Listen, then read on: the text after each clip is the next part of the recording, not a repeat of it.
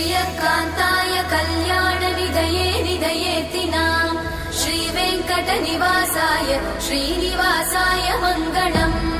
लक्ष्मी सविभ्रमालोक सुभ्रूविभ्रमचक्षुषे चक्षुषे सर्वलोकानां वेङ्कटेशाय मङ्गलम् श्रीवेङ्कटाद्रिशृङ्गाग्रमङ्गलाभरणाङ्गये मङ्गलानां निवासाय श्रीनिवासाय मङ्गलम् सर्वावयव सौन्दर्य सम्पदा सर्वचेतसां